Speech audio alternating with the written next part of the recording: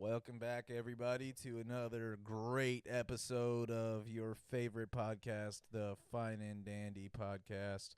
It is your favorite host, Daniel Velasquez and Josh Moreno. Give it a round of applause, everybody. Woo! See, I wanted to do. I think this time I kind of want to do something less. I guess less like dramatic, like the welcome back to the. You've made it back to Yeah. the Fine and Dandy Podcast. Welcome back, everybody. Fucking motorcycle in the back. Fucking back in the fucking. We're back in the studio, and Thank you you very guys much. knew what we're doing here. Yeah. That would be a funny clip to just. We just go right into it. We just go right into it. You guys are awesome for tuning in again, man. Thanks for listening to us ramble on and just have a good time on the show. You already know we're about to get into some cool shit, some random shit, and, to all the haters out there who think we talk about nonsense, if you hate watch, that's cool too, as long as you're watching. We appreciate it. It's like, what's his name? That's win or lose. You watched. Oh, fucking Pete Weber. Pete Weber. The go to fucking Bowling. quotes. Quotes too, yeah. Go to quotes. Quote go. No, because you had the who do you think you are? I am, and then he just dropped the win or lose. You watched. He said whether you like me or you hate That's me, what it was. Yeah. win you or wa- lose, You you watched. watched. That's what it was. That's all Whether you could love do. Me or you hate me. You watched. He said that's all you could do. It's like, all right, I said, bar. not wrong. Yeah, I mean, the dude, it was cold. He was super cold. Like I don't know if bowling has a Hall of Fame, but if He's they do, going in he's it. in it. I mean, he's hype enough to where he's getting people to fucking. People are showing out probably just to watch him. Yeah, I mean, there's kind of like it's one of those things like whenever you see someone that's like really good at billiards, and you're like, wow, this is kind of like interesting, like seeing them hit all these angles and shit. Bowling's kind of the same way, where somebody's just fucking knocking strikes back, fucking strike after strike after strike after strike, and it's just like, all right, this is kind of impressive. See, you have generational talents, right? But then you have some people that are just generationally electrifying. Like they just bring That's true. certain electricity to the scope of the game. That's true. Because I mean, think about it. Baker Mayfield, great, but that's not why people love him right now. They don't. No, yeah. They don't love him because he's a really they do because he's a really good quarterback. Obviously, I'm sure if you're a Buccaneers fan, you love him. No, but I know what you mean. He's very likable, and he's got like a solid like personality, and His like how energy he, is crazy. Yeah, like how he comes across to the fans. Basically, he's like one of those like even if you're not a Bucks fan, it's like that I fucking still love Baker type shit. Exactly. Just Yeah. electrifying. You get that, once in a generation type of person, and Type- not even just athlete. I guess just they're like really legend. entertainer or like performer, maybe. I don't know like the right word to use. Yeah, not there. even. But it's just like if we were to. I mean, we're not gonna go into the details, but if you like last week when we were talking about Zoran, dude, Yeah. just an electrifying fucking campaign to watch. I mean, it's like at the very least, like polarizing, whether you like him or you don't like him. It's one of those you did watch, but it's one of those things where it's like even if you don't live in New York, like if people have like political opinions about like either side winning or whether they do fuck with his democratic socialism and all that stuff, or if they are completely against it and are supporting people like Cuomo, even though we know the horrible things that person has done. It's just one of those things. It's like I don't care about fucking like politics in New York. I don't fucking live anywhere near New York, but I hope fucking Zoran wins. It's like it would just be like kind of for me is like it would be like a polarizing thing that could like cause a what's the word like a rippling effect Yeah. throughout like the other cities and like bigger states And that's what I said. Just like it's really sucks to say this, but just the hope for change at this point. We Yeah. really just need a sign. You know what I mean? You need a beacon of light where you Yeah. can believe, and that's what almost makes it suck. Or what makes it suck is that when you look at it, you hope that he's not just another politician. Where you're thinking that's the we all just the want fear, hope. right? Yeah, we just have hope, and we all just want change so bad that we just fall into the trap of someone who's offering us a glimpse of what change could be. Well, like I mean, again, I'm anti-political, and we don't have to like go like deeply into this conversation. But that's kind of like what the like conversation about Obama was. Like everybody like saw him as a beacon of hope, and whenever he got in, we thought everything was gonna change. But like, not that much really fucking changed. We're still in fucking Iraq. We just had So we pulled some soldiers out and just did the drone strikes, and that was it. We were like, that's change, guys. Obviously, there was a bunch of other stuff that he did. I'm not trying to diminish his like presidency, but it's one of those things where like, well, a lot of shit got worse after he got out. So like that beacon of hope and change, if there was true change, was very temporary at best. If there, yeah. If is a big strong word. I'm trying to be generous, but it was the problem is it wasn't long lasting, and now we have to look back at this version of like politics for the past 15 years and wonder what the fuck we did as a country. Yeah, not to get too into it. We'll leave the politics at that though. But yeah, just watching people who are just that just electrifying and just with that much energy, it's always it's a crazy thing to watch. It is, dude. I mean, like I'm not gonna say I'm a big super fan of like his films, but it's like kind of like why The Rock has been who he is like throughout his career. Like he was a good football player, turned WWE superstar, turned movie star, turned pretty much whatever the fuck he wanted to do. It's kind of like a lot of the same things like with like Shaq, where like Shaq is just like a premier businessman. It's like all going back to like his electrifying personality as like a young man and going through like the business like portfolios that he was presented at that time. And now he's still fucking showing up to festivals and DJing. It's just like one of those things like, all right, this dude's fucking can do anything. He's just fucking crushing it, dude.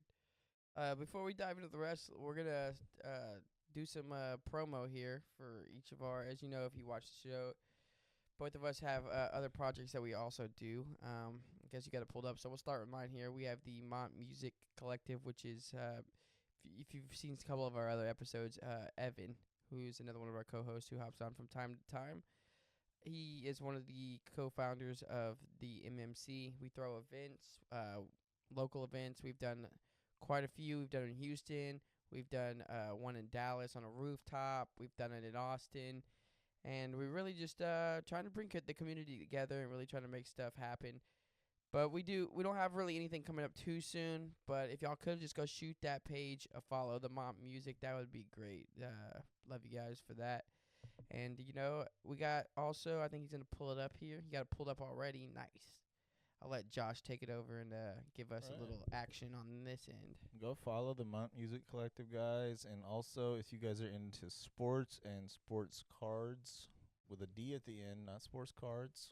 Or not sports cars. I've had this conversation a few times where it's like, I'm into sports cards. They're like, oh, wow, that's pretty expensive. It's like, no. Cards. The D. But do I look like I have money for that? real talk though. Six Man Media Live, guys. Our company is called Six Man Media. We do live shows every weekend. Sometimes we do pop-ups throughout the week.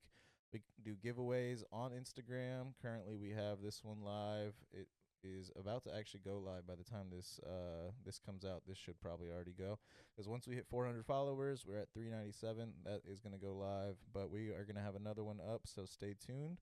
We do content on Instagram. We go to Houston local shows and trade nights to try to like do some community outreach.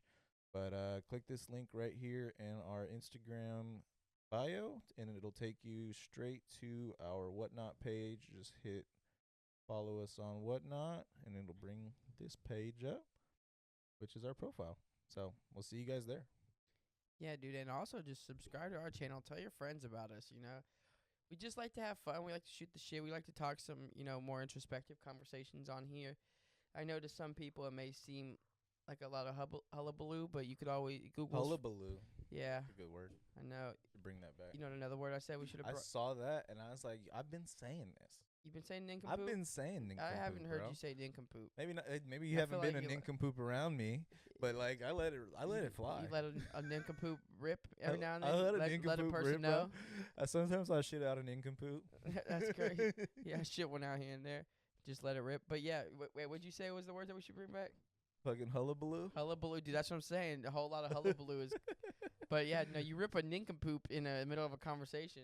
People will look at you funny. That's how you neutralize one. If someone's acting stupid, like, bro, you're being a real nincompoop. You're being a real nincompoop right now. It'll have everyone stop for a second. Like, you are being a nincompoop right now. Damn, bro. Couldn't have said it better myself.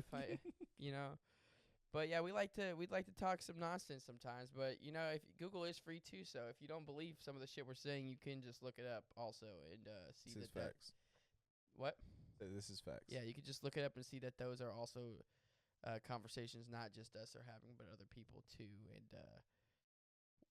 if you watch the show, you know that we also Google stuff, so we are just saying shit, but you know.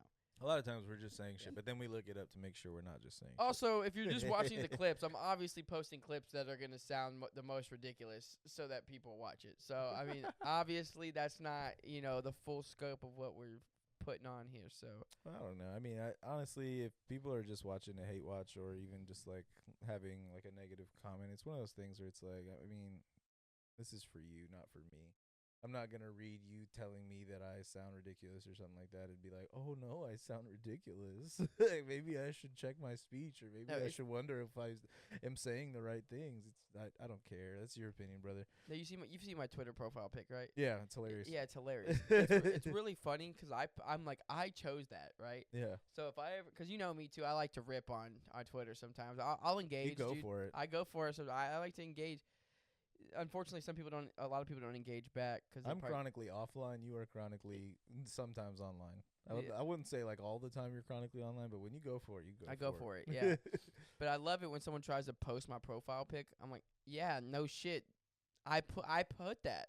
That was me. I chose that as my fucking picture. No shit, dumbass. Like you're trying to hide. Like they're trying to insult me with that. I'm like, yeah, I don't know if you noticed, this picture's absolutely fucking ridiculous. Purposefully. Like, I chose the most ridiculous fucking picture. Like, if you follow me, if you knew me, you would look at that picture and be like, oh, he's obviously being stupid. But also, on it's purpose. a perfect representation of, like, you. Yeah. Your fucking silliness. Exactly. It's really funny because I'll be doing, like, some serious takes on there, and I just imagine someone reading what I said and looking at the picture and being like oh. I don't know if I should listen to the fuck. Yeah, well, they shouldn't. Yeah, no, you should. You should listen to me, dude. I'm fucking.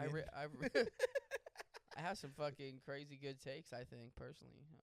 I think I might be the smartest person. Oh my God. I actually think that I have all the right opinions and that everything I say is correct. Are you doing an impersonation of me right now?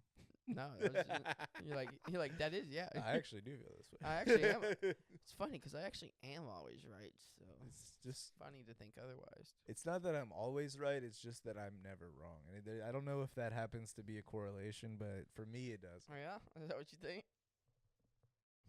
It's funny because how am I always right if you're never wrong? It's just how it works. It's not. Well, you're in a relationship. You should know. Oh, that. She's always right and never wrong. I'm never. Yeah. Honestly, though, a lot of the time, just like I am. Honestly, I am like that. Like you are. But to be fair, she is right. Actually. She's very reasonable and very also correct in a lot of ways. That's I will say. I give her credit. She is usually right. Actually, like most of the time, I'm like, you're right. My bad. I fucked up. That's on me. So it's funny because it's not just like you're all. It's like that's on me. My bad. I am dumb. I did do that. I'm the smartest dumb person. So I am always if it's not her, I'm always right.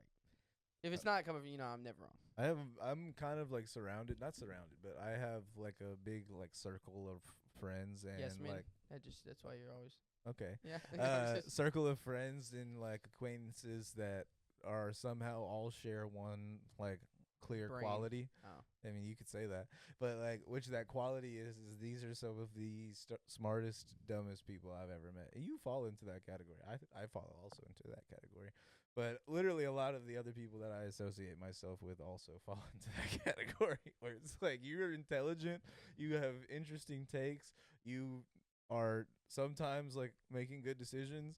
But also, you have some of the dumbest shit I've ever heard coming through your mouth sometimes, and I love it. Shout out Stephen G, bro. Stephen G's one of them. He's got to be one of the greatest smart dumb people. He's got to be in the elite category of that. Like super intelligent, you can actually have a really good conversation with him, but honestly says the dumbest shit I have ever heard come out of anyone. Purposefully though, it's like it's ridiculous. It's also he doesn't think about it; it just flows. He just goes for it. Flows. It's funny because I went to the show, The Viagra Boys, with them. Hilarious. The literally just a bunch of like they have. It's weird because the band has some anti You'll get government ish, like not like anti government, but like just really like anti-establishment, almost or like we all basically we're all gonna die one day. Like who gives a shit? nihilism. Fuck all this bullshit, right? Okay. But it's like there's only certain bars that have that, and the other bars are shit like I'm a monkey and a banana in the forest, and you're like, what the fuck is that? What the fuck? Or like some other the lyrics are was it basketball, baseball, wiener dog, sports. Fuck yeah. You're like, all right. I didn't know them before I went to the show, and I'm just listening like, what the fuck is going? Dude comes out on stage, instantly takes his shirt off. Hell yeah. Oh, like this is the whitest white people shit. This is the top Burt tier white people Kreischer shit, of bands. but better, right? And the thing is, like the whole crowd knew the words. They were singing this shit. That's So crazy. Because they were supposed to be inside originally, and they got moved outside because they sold so many tickets. Well, I would say if it was sold out like that, then yeah, that makes sense. It was such a niche thing. But it was surprising. You're like, the fuck is going on? Yeah. I was like, this is peak white people shit. Yeah. But it was good. There's different levels of peak white people shit. Like there's like that side of white people shit, and then there's like the country white people shit. Yeah. Four-wheelers is like, I feel like interchangeable. It's just if you have land. Yeah, you riding them in the streets, or you riding them on your land is great. But that being said, I feel like definitely like that is one of the like Steven is definitely in that pack of people where it's like you are into some weird shit. Yeah. But you are a very intelligent person, and I don't understand this dichotomy. Yes. But where I was going with that was the introduction of what I was gonna say is, but the whole night, I guess, because they were talking about when I joined them, and I guess they had just found out about it. But they were talking about Black Israelites. They had just found out. Dude, that special is fucking great. Yeah, John McCann. Yeah, James McCann. Yeah. But they just found out about Black Israelites. Like not the special, like the yeah. Oh, okay. Yeah, like actually. Interesting. I know, and it was funny because it was the end of the night after it, because they kept saying it the whole night, and then Shelby showed up, and then I was talking to her, and then I said mid-conversation, I think they must have just found out about Black Israelites because they've been on this thing the whole night. And then Steven's friend then said, no one has ever heard of Black Israelites. He's like, yeah, we just found out. But like, no one's heard of that. And we were both like, we've definitely, how have you not heard? I was like, this was 5 years ago. Like, peak COVID, Black Israelites were like, that's when that's when you started seeing it more. Yeah. How have you not seen anything about this? That's not real. Like, they were genuinely confused. Like, you've heard of Black Israelites? Yes, dude. How have you not heard about this shit already? They didn't know what hoteps were. You guys got to get with. That's almost like it's like that part is nearing racism. Yeah, not knowing what a hotep not is. knowing what a hotep well, if you think about crazy. It, well, if you think about it, being just white and not knowing the super radical version of a black person, you know, because hoteps, you got he's not a hotep, I don't think, but he would fall further on that side, the Dr. Umar.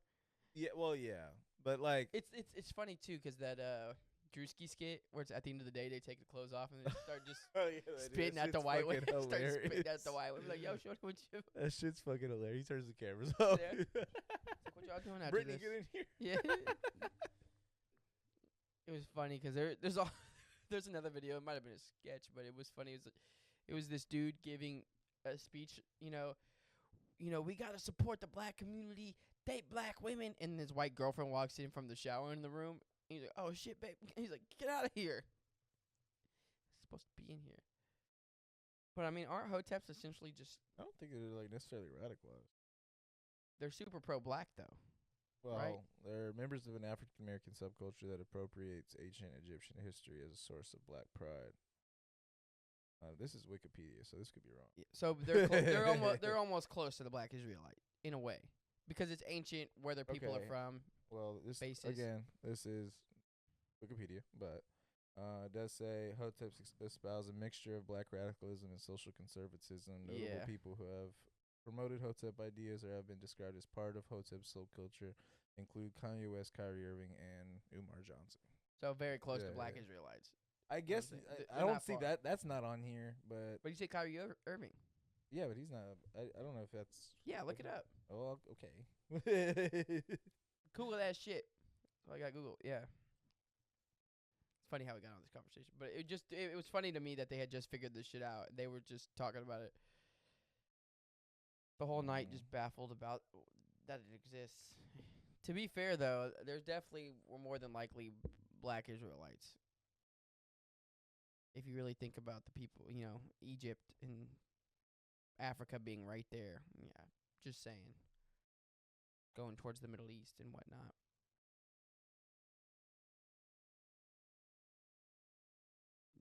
No. You're not So finding. the only thing that it was is that in 2022 he faced a major controversy by promoting a film titled Hebrews to Negroes Wake Up Black America on his social media accounts. The film is based on black Hebrew Israelite ideology and contains numerous anti-Semitic conspiracy theories and tropes, including claims that the Holocaust was a hoax and black people are the real Jews. That so basically Yes. he posted that on his shit, but that doesn't. I don't know if he's like a black Israelite. Do you see what I'm trying to say? But okay, so he may have watched it and been inspired and was like, And watch was this shit. trying to tell other people to watch it. That doesn't necessarily mean like, hey, I believe in this. Yeah. This is who I am as a person. That's kind of a different distinction. Yeah. That's he what doesn't I'm assign trying himself to look for. that necessarily. Yeah. That's fair. I'll give him the That's benefit of the kind doubt of what on I'm that. trying to say. Give him the benefit of Like, the I doubt. don't know if it's the same thing just because he made that post. Is what I'm trying to say. Yeah, we can give him the benefit of the I'd doubt. say he's definitely like been on his hotep shit, but I don't know about that. But it is funny for them to. It's not more. It's just some white people not knowing shit about any other culture. It's not. Is that racism? I mean, know? no. It's. I mean, well, this could be taken down, but I mean, it's just like the anti-Semitic like conversation where like anything that goes against like the regime is just being deemed anti-Semitic and therefore incorrect or racist. And I don't know if like I'm not a Jewish person. I don't know enough about the culture to know what is and what isn't anti-Semitic. I mean, I'm trying to love all people at this point and people around me and try to love my community. But apparently, at every given moment, you could say something and be anti-Semitic or be racist or. I love Jewish people. I always love Palestinians. And he's anti-Semite. Bro, what? Well, it's crazy that you could be called an anti-Semite for saying free Palestine. You're not even saying that fucking Israel is this or that. You're just saying that I don't want those people to get bombed, and that's already too far. But what I don't get is how you can't. The thing is, like, the association there is that if I'm anti the government, which I saw, which was crazy, Stephen Miller, who is well, there's like a his conversation wife, right? of Jewish people being anti-Semitic because they don't agree with what's going on right now. It is crazy. And that's what the fuck are you talking about? It's because they're like, well, don't you see that Israel is a mostly Jewish state? Yeah, so I can't criticize their government now? Yeah, well, even if it was a conversation of criticizing your government, shouldn't the citizens of that government be able to criticize their own government? Like, even if you're saying we don't have a say about like other cultures and how we can't criticize them and that, which we already do for so many other cultures. That being said, even if that was the case, there are Jewish people that are from Israel that are being called anti-Semitic for not fucking supporting this shit. So what is that? We're just throwing words around. That's my point. And Yeah, like that's kind of like where it gets. It's like for what was going on during that situation. I mean, like the NBA commissioner is a Jewish person, and he was very connected to the situation of Kyrie Irving getting suspended at that time. He got suspended for that? Oh, for sure. He was for posting that video. Yeah, absolutely. He was almost like damn near like getting to the point where he's like, I'm gonna just retire type shit. Like there was like that's insane for that video. Yeah, let me just read you this That's shit crazy. from PBS. Kyrie Irving suspended for anti-Semitic social media post apologizes. He had to go through like a 5-stage apology like period to be able to actually like get reinstated to go back and play for the Nets. Damn, that's crazy. I did not And know I that. believe even after he had like a situation with the Nets, or sorry, with the NBA, it was one way or the other. I'd have to look it up further, but it was either one, he cleared himself with the NBA and the Nets made him do further shit to clear because like the owner was Jewish or something like that, or it was the opposite way. Like he cleared shit with the Nets and then the NBA made him go through further shit. But there was like a full like multi-stage, like multi-month situation where he was not playing because of this post. This was years ago though. This was like in Let me see. So could you then say in that moment that they were anti-black This was in 2022. or ancient African American or ancient African There's an argument because, like, not necessarily Black Israelite? like anti that, because all they have to do is say this is anti-Semitic, therefore it's bad. I don't care whatever it is. If it's anti-Semitic, then it's bad. That's all they have to do at that point. Yeah. Even if it's valid, even if it's true, all of that is irrefutably irrelevant because they already said this is the case. So now if you want to play again, you have to apologize. He didn't write the fucking book. Or whatever movie or whatever it is. He didn't produce it. He just said, "Hey, I saw some shit and posted it." Yeah. Like, come on, dog. Especially if he didn't really even say anything. I can't believe you didn't hear about this. I remember. That's why I was thinking he's a Black Israelite, because I remember something about it, but I didn't know that it was. I don't know if he's come out to say that he is or is in that religious culture. Didn't he also say there was flat Earth? He's super flat Earth, I believe. Yeah, all right, well. But see, that's the other discrediting factor. I mean, like, I'm not gonna say he's right or wrong. I believe that the Earth is not flat, but that I also don't know fucking everything.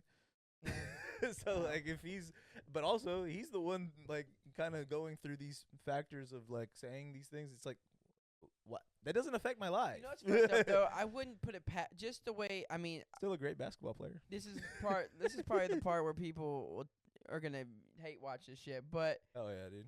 I wouldn't put it past the fucking society or the timeline that we live in, that all these flat earthers, which I don't believe in the flat earth theory. I'm gonna put that out there. I do think the world's round. I wouldn't put it past the timeline that we live in, that all these flat earthers are getting shit, and then somewhere down the road, the world is actually flat, and then oh fuck. Well, I saw some shit where it's like, there's I think like betting apps where you can fucking bet on like real life shit instead of sport shit. That's crazy. And there was something where it was like the odds of like the U.S. government admitting that there are aliens in 2025. I'm like, they already did that shit in like 2023 and 2024. They're just gonna admit it every year now. I think it was 2020 or 2021. It was around COVID times. It was around this time frame, but I'm just like, what do you mean admit? Yeah. Just give us more information. Is that what you're saying? We were already told this, and we were already not shocked. Like, what do you want? They already gave us aliens. They said the astral projection's real. They've been releasing all this shit. The quantum conversation, like it's getting like deeper and deeper. We're learning more and more about the quantum conversation, where like a lot of this stuff is like being released, and now we're like, okay, wait, maybe we don't know fucking anything about this shit because of like some of the stuff that's starting to be discovered. It's just one of those conversations where we're like, all right, well, yeah, no, I mean.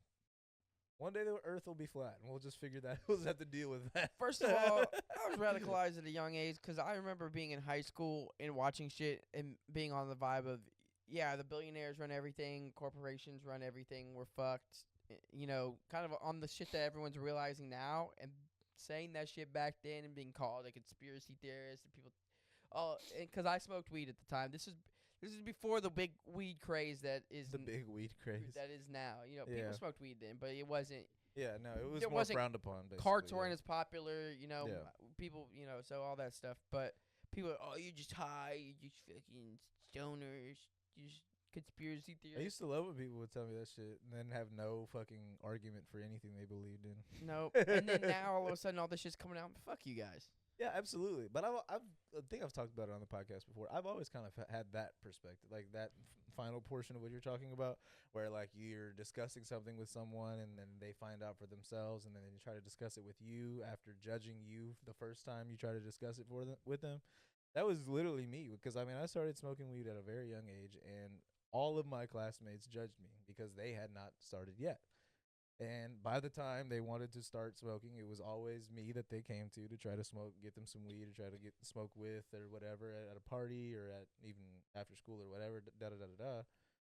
One by one, everybody that used to fucking judge me was either getting weed from me or smoking next to me. I'm supposed to sit there and be like, oh, wow, you didn't judge. I mean, I that's just who I am. I'm not going to be like, you remember that time whenever you judged me? Whenever you told me I was a bad person? It's one of those things where it's like, yeah, no, you're a fucking idiot for thinking that you know things are one way just because your parents told you that they are.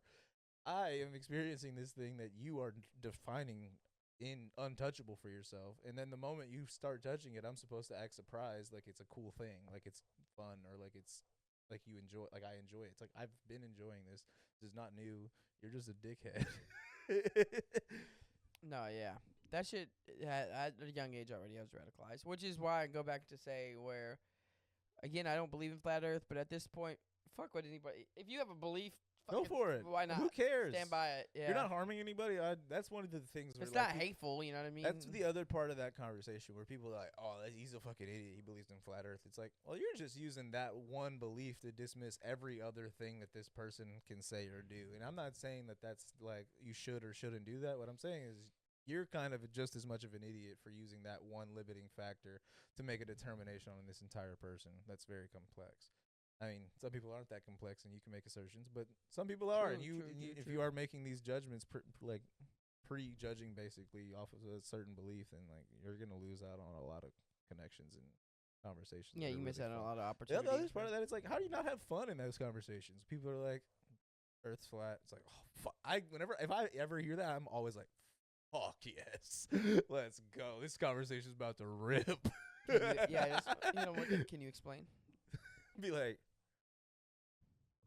so how do you explain the whenever you're like in an airplane and you see it curve? It's like, it's the dome, bro. It's like, fuck yeah. I have time today. Let's go. Let's do this. To be fair, in the reference, because I think the way that people view flat Earth, a lot of those people have looked into it. The visual representation is that there's, you know, like dirt for some, which I don't know why it would look dirt just hanging. It doesn't in have to be space. dirt, but like basically, An like asteroid you type could look of- at it as like basically like the a land. spaceship, almost like a bottom that's like a supporting system of like the oceans and the like grounds. That's and on has, top like, of that. Correct. Yes. Yes. And then just It's like a biosphere, basically. That's not Over a total sphere. It's like almost a semi-sphere with like a kind of like business center underneath. yeah. It is kind of weird to think though about It's a cool like Earth as a globe idea. though, because then you got to think that I guess because it's rotating, right? But the conversation And- that a lot of people have is that like over thousands or millions of years, like why are we not seeing like different constellations? Why is it the same fucking Big Dipper in the sky? Shouldn't we be looking at a different part of this fucking universe by now? I'm pretty sure. I'm pretty sure that they've already there's science behind that though. I'm sure there might be, but like those same science says that the Earth's not flat. It's actually I'm just fucking. yeah, around, no, but- it's actually But like, it's that's funny. my point. In the anime Orb, they actually go over that because I haven't seen that. yeah, the whole thing is they think that like the whole premise is that everyone thinks that the world revolves around Earth. Oh, the sun revolves around Earth. do you Everything, mean? like the solar system, Okay, got you. revolves like everything revolves. Earth is the center of the universe. Okay, got you. Essentially. But there are scientists, of course, that dedicate their whole lives to like astrology and shit, like not astrology but astronomy. Astrology, that's funny. Astronomy and shit like that, Same shit at this right? point. And looking at the stars and like documenting everything, but it's against the law Okay, because it's a deep church state. got you. That makes sense. All of society is a deep church state, and if they find out that you're basically, it's because they're called Doing they're called research. heretics essentially because you're against the church. And if they find out that you're doing research for that, you get one warning. But if you get found again, they burn you alive. I might but have to watch that. it's so kinda good. Sick. It's so good, dude. And That's a like the sick premise. dialogue and just the depth of the conversations and diving into the concepts of between the idea of God and beliefs and convictions and what Like people. authoritarian Well- mentality, like behind like the church state and stuff like Well, that. that too, yeah, but more so just what people are willing to kill and die for. Oh yeah. Based is more so what it is your beliefs, right? Just Yeah. how strong are your beliefs? What are you really willing to live for? Not even just die for. What are you willing to live for? Right. And are you willing to live for this thing you believe in so much that if it does come to you dying, you're willing to die for it? Yeah, I mean it's kind of getting to that like I feel like our society's getting to that like information level where if you aren't doing like your own research on certain topics and like looking into things for yourself, then like we are getting very much into like the giver like level of our society, where it's like the giver is the one where it's like everybody in the whole society was like taking like this pill, right, or like some, and then I don't remember The Giver that much. you don't remember that? Fuck it, maybe I'm thinking of a different book. Look it up. But Look up The Giver. Explain it, 'cause I'm gonna pee real quick. Okay, He's gonna look up The Giver. It's a good time for me to take a restroom break. hurry up. Is it? Yeah, this one. Pretty sure it's this one that I'm thinking about. Society which at first appears to be a utopian society but is revealed to be dystopian as the story progresses. Yes, this is what they had taken away pain and strife by converting to sameness, a plan that had also eradicated emotional depth from their lives. And in an effort to preserve order, the society had a true sense of equality, lacked any color, climate, or terrain. But a 12-year-old boy named Jonas is selected to inherit the position of receiver of memory, the person who stores all the memories of the time before sameness. Jonas struggles with the concepts of the new emotions and things introduced to him, and whether they are inherently good, evil, or in between, whether it is possible to have one without the other. But basically, once the kid like knew what the fuck was going on, he realized that they were fucking like the thing that was causing them all to have like sameness. Like basically, it was like to fill you in on it. Basically, they were a society of people that had like removed pain and strife and all these things by like converting everyone to what they call like the sameness, which I believe the visualization they had in like the movie version, it was either a pill or something that like you take, but like this kid like was picked to be the person that receives all the memories from before the time, like whenever before they created this society of sameness basically.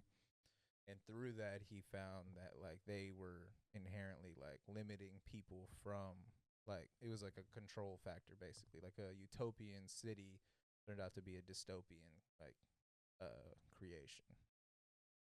Because everyone just kind of is. Well, because it was all like everyone was in that order. Basically, everyone was being held in that order, and if the only way to kind of step outside of that sameness to see that that order was dystopian is to basically do what he did and step out of it. That is a crazy concept too. Just because you I can't believe you didn't read this. I I thought it was like a school book. for might some be reason wrong. I don't think it was, but I don't think I don't know. I don't think my class read that. Okay. Because I was really good about actually reading all the books that were assigned in school. I was that kid. I definitely did read all of them. Everything that was shit, dude. I even read. There's books I read before we even assigned them. Given points, like I read 1984 before we were assigned reading too, that. I yeah. read Lord of the Flies before we were assigned to read that. But I don't remember reading The Giver for some reason. I think we did, but I don't really. It's just there are some books I know people got, like Hatchet. I don't remember reading that for school either. Laurea stated that her books all explore the importance of human connection, the vital need for humans to be aware of their interdependence, not only with each other, but with the world and its environment. The Giver shows changes in the characters' lives, reflecting this fascination in the multifaceted dimensions of growing up. Pretty sick. I actually might give this one a reread. This is a Yeah, I pretty good need book. to finish the book I'm reading now 'cause it's 1,400 pages. But once I'm finished with that, I need to get back into some other books. I do honestly. Reading brings me so much joy and reflection. It's insane. 'Cause I'm a person who either reads nonfiction or reads books that have meanings, deeper meanings. Yeah, like basically the Allegory type Yeah, as that's what I was gonna say. I'm big on the books like that. Like even when I was a kid, not necessarily Animal Farm, but like that type of like I did. I conversation. loved Animal Farm I as a loved kid. Animal Farm In too, but ninth grade, reading that, I thought it was awesome. Everyone hated it. I did not understand at first whenever I was reading it because wasn't paying like all the attention in the world Yeah. until the end of the book. I didn't understand how it was about like communism at all. It's like what the fuck is it? Like Well, everyone, or was it communism?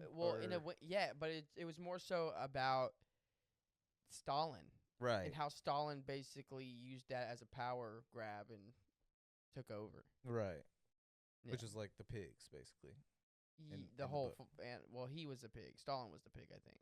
In the book, it was the pigs like turned into like humans at the end, right? They don't turn into humans. Or what was the like reveal at the book at the end? I thought that was. No. Am I fucking tripping? Yeah. Animal. They're all animals. It's just basically you realize it's literally almost an exacto allegory of not even it's a reference point to. Yeah, depicts the pigs completely abandoning their revolutionary ideals and becoming indistinguishable from humans. That's what they don't become humans. What does indistinguishable from humans They mean is in how they act, not they don't become actual human. They don't transform into human. That's crazy. That's what you thought. You thought they transformed. That's what's on the page. No, that's not. It means that literally. I mean, I caught the meaning of it either way. It's like animals shouldn't hurt each other, this and that, but at the end they pretty much just became just like us. My pops, I'll call him back. But yeah, crazy. But I did love reading books like that. Everyone I remember in my class hated that book. Okay, see, I guess I must have less necessarily overlooked that, but yeah, the final chapter shows the animals looking through a window into the farmhouse where they see the pigs walking on two legs, dressing in human clothes and playing cards with neighboring human farmers. The animals can no longer tell the difference between the pigs and the humans, and the 7 commandments have been changed to a single cynical rule: all animals are equal, but some animals are more equal than others. That was it. But see, that part threw me off, because it's like, if you can't tell which one's a human, which one's a pig, then like, how do they not turn into humans? You see what I'm trying to say? But they're still pigs. But even the humans can't tell that they're pigs. No, they can't. That's not what it's saying. It says no, it's saying that they're pigs dressed up in suits. And the animals can no longer tell the difference between the pigs and the humans. Because they're dressed up in suits, they're walking on 2 legs. They're still pigs.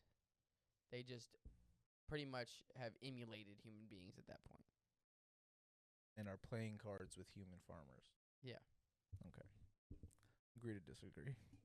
That's what it says. That's crazy. That's literally. I mean, it is what it says to a certain degree. This is why English class was actually, it's crazy because I'm realizing in real time now. Like at first I was like, English class kind of was stupid in a lot of ways, but now I understand it's so you can have critical thinking and understand context of.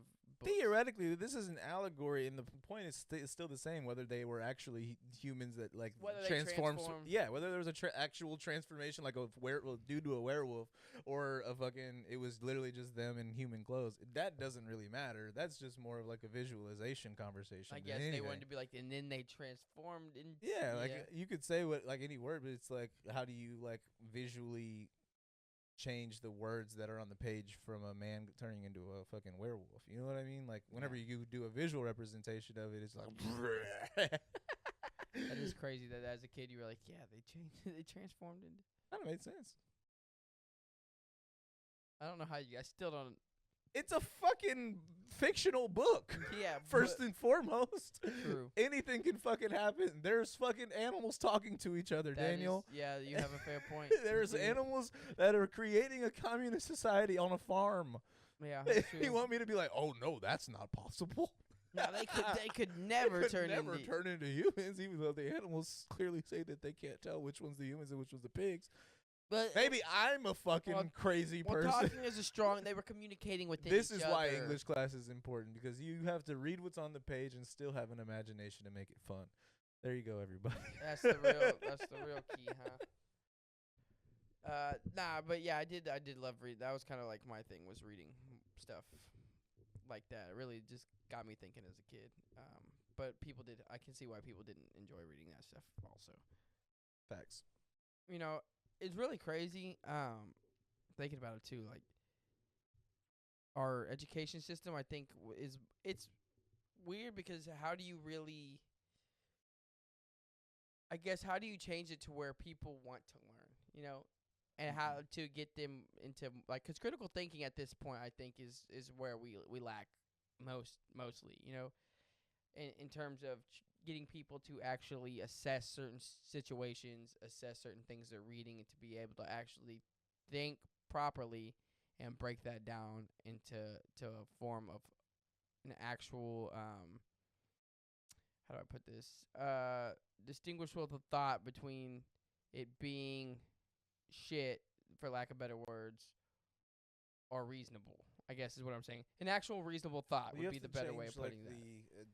I guess the wholehearted understanding of what you view development to be to a certain degree. Not entirely. I mean, it just realistically it comes down to resources in a lot of areas. But we have turned what used to be an opportunity in education into a daycare center. As long as they come back alive, then I'm okay because of school shooting shit that's happened in this country. Yeah. And that's a distinction that's very new to this society. I mean, last 20 years, basically, I guess you could say. It's been like a steep decline in that like version of how we view education. You know what I mean? But a lot of that is going like coinciding with access to information. A lot of the internet like boom and stuff like that. It's changed our societal view of how we need to develop children, how we need to have education be a present force and have discipline and have these different aspects of like information and education coming into a child from not just school but also at home. Have mentors, have like extracurricular activities, like these things that not haven't been necessarily removed, but they're no longer as pushed. They're no longer as supported. They're no longer as like almost necessary in these communities and societies that we have today, because that's kind of the aspect what it used to be. It wasn't me asking my mom, hey, can I play every sport? It was my mom telling like, you gonna play all these sports. That's and then whatever you like we gonna go with. Or what, I don't care what instrument you play, you just go to the band, try out whatever they tell you you're gonna play, that's what we gonna go with. It's just like I'm being, as a kid, I'm being thrust into these things, and not, even if I want to do it or not, because my parents knew like we got to let this motherfucker like develop some like human connections outside of the family life. That's true. And we don't have that in our society as much. Yeah. It's not as pressed. Yeah. It does exist. Putting this in a different point of view, because me personally, my parents didn't do any of that. They whatever I wanted to play, they were like, we'll put you in that, right? But I was just an active kid. Like I wanted. But that was you like coming to them saying I want to do it. Yes. What I was gonna relate to what you said was gonna be that I think it is important though, regardless, to still as a parent, if they don't do that, that's like my point. if they don't, because I did want to do those things. Yeah. But as a parent, if the kid doesn't want to, trying to find out something that you can kind of get them active in. Because there's going to be introverts, but there's something, introverts also, most introverts still like to be social, but it's a little bit more calculated. Yes, absolutely. So it's finding more so the things that they are interested in, writing, theater, and finding the things that they're comfortable with. So it may not, sports is just an example we're using, right? Absolutely. But like it's always been a clear like example for me, because my version of that was the introverted version of that, where it's like I use sports as like my baseline, but it was still conditional, where it's like I'm not going out for all these like teams and stuff like that. I do like basketball.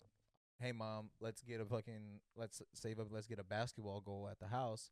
That way all my friends can come over after school and we can hang out. And so I have this conditional level of saying, well, this is still under like the safety of my own home, and I get to hang out with the friends that I bring over to my house, but I can still get to do that activity that I'm like yearning to like build connections through, if that makes sense. Yeah. It's like it's one of those things where you kind of give a little bit of I guess to wrap it back around to what we were originally talking about.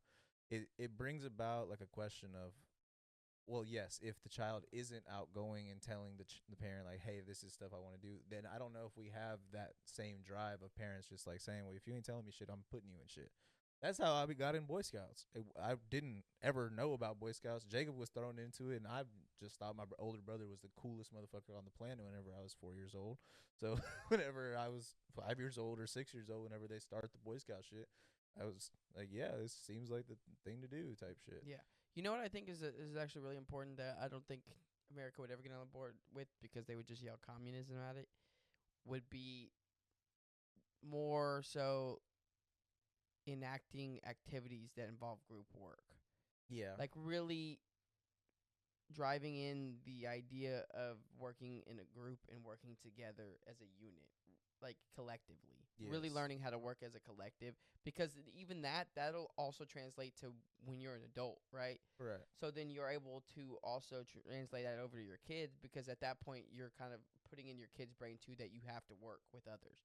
there's like a instead of fine just line there, right? Because like you don't want to become too dependent on others. yes, So that you have to have this level of work ethic that is like inherently your work ethic, but you also have to be able to awareness. be not just aware but adaptable to have that work ethic meet others people's work ethic, and how you can either manage those other people in that space Yeah. or cohesively work with those people if you're not at like a management Yeah, level to a but I'm certain also degree. saying more so, yes, on That's that. what I was But trying to say. It's I'm like if saying more we so in an awareness of the people around you. I agree More with so that. in just being understanding that you're not. It's not just you to worry. You have to worry about in terms Well, of public yeah. settings, to be more considerate of the people around you, and when you're out and about, thinking about like grocery store. But that's a resource thing. That's like whenever like there's not as many resources in certain places, there's a more scarcity mentality, and then people don't look out for each other as much because they're inherently more worried about them and their own family. Yeah. Which is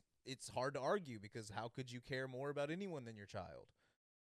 Like, but it's one of those things where it's like we have to get like as a society that fucking sends billions of dollars to Israel every year, we have to get past this fucking conversation of resources because we obviously know that the resources are there. They're just being funneled in certain directions. And see, the tough part is, for instance, you look at China, right? Right. Communistic. Right. And so you look at it, obviously the resources aren't going to a lot of people. Almost kind of a caste system type of thing where there's definitely more people with more money than others. But so it's communistic for the majority, right? Majority of them aren't really making a lot of money. Right. But that's why situations where it's more communal and everyone works together work, Right. because all those funds are going to everyone the same amount, right? You almost have to rely on your community. You have to rely on Right. people around you in order for those things to work because they don't have as much. Whereas in a capitalistic society, if you want to make it out, you have to kind of say fuck other people to a degree and worry about yourself in order to make it to where you need to go. That's But in a not system, entirely true, but it's built to look that way. what is? The capitalistic societies are built to look that way, but it's It not doesn't have to entirely be. true. It doesn't have to be like that. Well, you're living in a like a surplus mentality if you live that way. You're like I have to do it this way so that I can always be continuously growing more and more and more. Instead of looking at things from a conversation of like if I can meet my bottom line, maybe go a little bit above it, 5, 10, 15, 25, whatever percentage you need above like your to call it growth, everything else is excess and can be utilized. You're saying as if we didn't live in a hyper-capitalistic Correct. society. Yeah. Correct. Everything about capitalism at its highest level has been shown to where you can't care about others. But like people that are actually in this capitalistic society have shown that they can care about others. So it's not a pure capitalism conversation. It's just whenever the capitalist becomes the hyper capitalist. That's whenever that measure of like difference in personality comes in, because That's what I'm saying. you have to stop giving a But fuck that's what about I'm saying people is to if get we to that did level. teach that community aspect of working together, then you could. That's not a community aspect though. That's greed. That's Yeah. not like working together. We can't work together to stop Elon from having billions of dollars. Yeah. You see what I'm trying to say? That's not what I'm saying though. What I'm saying is more so at a young age, if you teach people to be more aware of the people around you and to work together with the people around you, at that point, then instead of it being more individualistic and focusing on yourself as much, which it inherently contributes to a hyper-capitalistic society, then at that point, there is more room for growth. More people are willing to like reach out a hand and help other people. It Instead just of it depends just on, being like you. it depends on really like the symmetry of the community, like how people do actually come together, because like it only takes one domino to fall for that to not go the way it's meant to. But You that's see what I'm saying. So in China, again, I'm not saying China is the precedent, but just because they do a lot of stuff like that at a young age. They literally do. It's embedded into their education from young grade school, right? Kindergarten, what we consider kindergarten, first, second, third grade, to where they have to do activities every day, to where they have to rely on it shows you not to like rely on heavily, but what can happen if you don't contribute to a group setting, right? Right, but that I guess what I'm trying And to at a get young at age, is that when your brain develops in that way from a young age, but then you're more likely to like involve yourself and be more helpful, I guess. Yes, but what you're talking about is introducing something like that in a hyper capitalistic society, which inherently is what I'm saying is the issue, because like that inherently is so hard to trust. All it takes is for one person to fall out of line in that symmetrical group for the entire group to fall, because they're all relying on one another in this place where no one is willing to give their all to someone But else. that's the point of the lesson, and that's I'm not saying you shouldn't teach them. What I'm saying that's up is to the that teacher. Is what I'm saying. well, make it twice as hard on them then. But my point is that like that is inherently like, how do you introduce that to kids? Yeah, because they will go home and be like, no, this is what my teacher said that I should do, and then the people at home that are in this hyper capitalistic society may not agree with that. And then how do you push that forward into that like community space? That's what I said at the beginning, was like people would scream communism, but if the government were to enact further education as part of the process to learn, that could potentially help us and help us develop. Way, because what I'm saying is that the vibrations would have to actually like ripple out into the sphere of which we currently exist in. Yeah, it would take time, but I mean, but that's what I'm saying. You're developing kids. Yeah, you're not listening to me. Not letting me speak. Okay. Throughout that time that it's going to take, the wealth gap that we're currently experiencing is going to continue to get worse and worse and worse and worse and worse. So like everyone that is currently a hyper capitalist is either going to get more hyper capitalist or simmer down a little bit because they're forced to a certain degree. But that's the point, is that like, how do you introduce this level of like caring about one another to kids who are consistently watching their parents not care about anybody? Not to say that there will, that's a generalization, obviously, but in that society, right? If it's a hyper-capitalist society, then everyone is living on that scope until it breaks, right? Yeah, but that's what I'm saying. How would the government be able to introduce that into that society? It is tough. It would be tough. Like I said, that's kind of what it would take some time. It's one of those things where you're like, I guess, because the way that it's sounding, that from me hearing you and understanding to the best of my ability is, well, if it's going to take time, why would we try? No, I'm saying during that amount of time, would the effort have an impact? Would the effort even be able to be had? Would anyone be able to actually make that effort? I guess what you're saying is it possible even to restructure the system given the state that yes. we're in? The answer is maybe. Okay, well, that's kind of the point, because we already have an education system that has failed to pretty much every degree. And now we're talking about deepening that education system to a level it's never gone to before. Yeah. To try to combat something that it exists within. That's built into our fucking infrastructure at every level. To be able to pay teachers more, you have to live in a hyper-capitalistic society and not be able to care about other people. Well, that's what they sell us. That's the idea they sell us. True. And that's how I definitely do agree with that, but that's the point, is that people have been sold that and people have bought that, and now we live in a place where teachers are paid nothing because people have been sold that and people bought that. That's the point. Yeah. Now we have to combat all of this level of not just education, but also society, also capitalistic conversation, socialism, all these different like words that we use because we know ain't shit finna change. But what's funny is that legitimately, I don't think half our population even knows what those words mean. Well, they just see, like, again, they just hear communism, they think Russia and China. Well, but they don't really know. I think most people understand it. I think what there is what it is just an inherent fear that's been built by the same government that they don't trust on other things. It's realistically a hypocritical conversation where it's like, okay, well, no, our government does best because this is our government. It's like your government does a bunch of shit you don't agree with. It's the same person as someone telling you, the same shit as like someone telling you, it's like, well, at least I don't do anything illegal. It's like, well, just because you don't do drugs and fucking drink and drive doesn't mean you don't do anything illegal. I know you fucking run stop signs. I know you fucking do a bunch of shit. I know you park places you probably shouldn't. You don't think about the shit that you do that it's illegal because it's minor to you. And you view these other illegal things as major. So you don't do illegal things in your mind, even though you do illegal shit every day. Conversation addressing here is that like people are so hypocritical whenever it comes to conversations like these because you love this shit. You love the capitalistic society you live in. You just want to say something on Twitter because it's better for you and your image. But you're enjoying the fruits of all of the labor of other people in the society that you say you hate. It's people saying I don't support this tech company on using the phone that tech company made. It's like you already did. You already supported them. Well, they got your money, bitch. See, I will say what I hate about that argument, though, is that this shit is so, like, intertwined into the way that we live every day. To really pin it on people to that extent. I'm not pinning it. I'm just saying there's certain levels of hypocrisy in people's arguments. Yes, I mean, because I'll be one that I don't support certain people or businesses due to things like that, right? But then someone could be like, well, you have a phone, right? There's probably some kid out there who was mining for this and, got paid cents on the dollar. And, okay, well, it's really hard when our the whole world essentially is built on modern day slavery at this point. But that's kind of like the gist of the point that I'm trying to make, where it's like people are willing to judge you for certain things, not realizing that they're a victim of that same thing or things that are just as bad.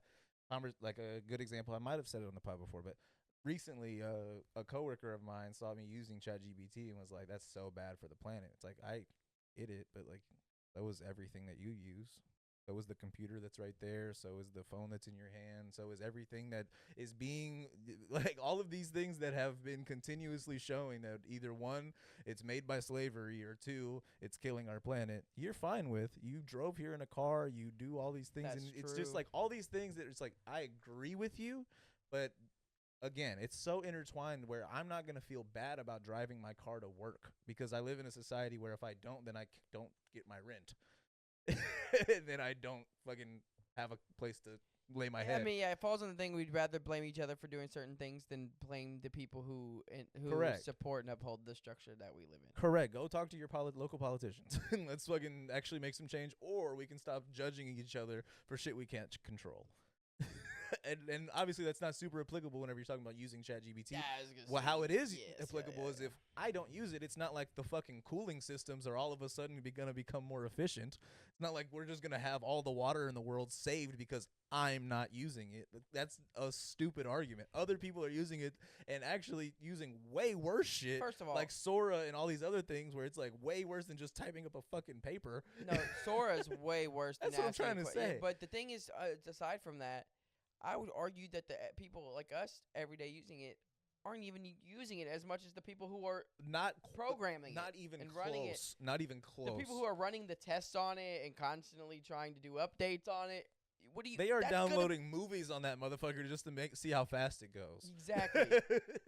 So, and when they're doing tests on that, you think if we all stopped, that shit's stopping. No, it's not. But that's kind of the conversation where it's like if it's like a no cop no stop thing, right? It's like I'm not condoning fucking running stop signs, but I'm also not gonna fucking judge you if you ran a stop sign because there's not a cop around and there's no one around. Da da da da da. Also, like, what are we doing? Big businesses too. At some point, they're gonna incorporate AI into medical research. They're gonna incorporate AI into business portfolios, into basically organizing files. It's gonna be in all of that. Right. Big businesses are going to be using that. Have been for the last 20 years to collect all your data. It to me like this: if big businesses are going to use it to get ahead, why at that point we're just stopping ourselves? You're creating more of a divide between you and success at a certain level. Yeah.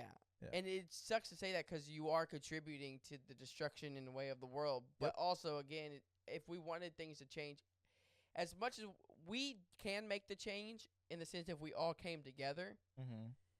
But also, there's so much resource. We're so far behind, and that's kind of because of the resources that the billionaires. That's the analogy I was trying to get to whenever I'm talking about if you have a line of symmetry and you're relying on everyone falling in line, it only takes one domino to fall for the entire thing to shut down.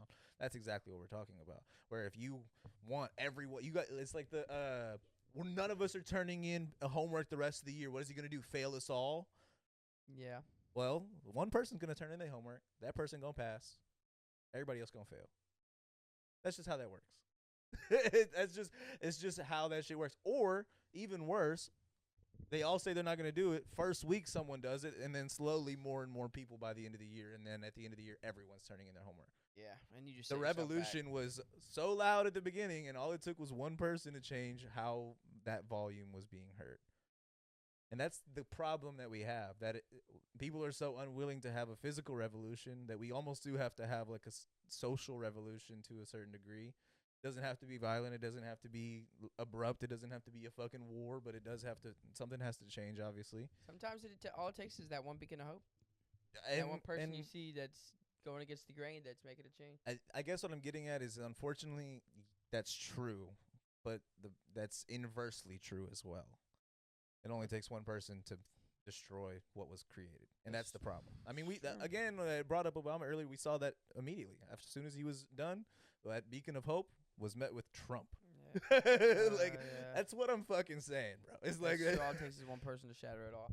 You know, kind of this is a good time I think to bring up the question I was gonna ask is, what do you think drives people and like in society today, because we see a lot of hate going around, we see shit crumbling, and it just feels almost hopeless to a degree.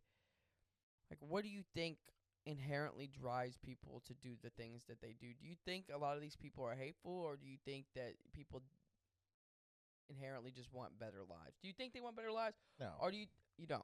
No. Do you think, or do you think these people just want to feel better than somebody else? So I guess it depends on a different a scope. So I think there are people that do want better lives. I don't think they're the ones you're hearing anything from, though. I think the loudest people on either end are going to be the people that are driven by being the loudest person on either end, being the face of the movement, being the voice of the people, being the thing that everyone looks at as a beacon.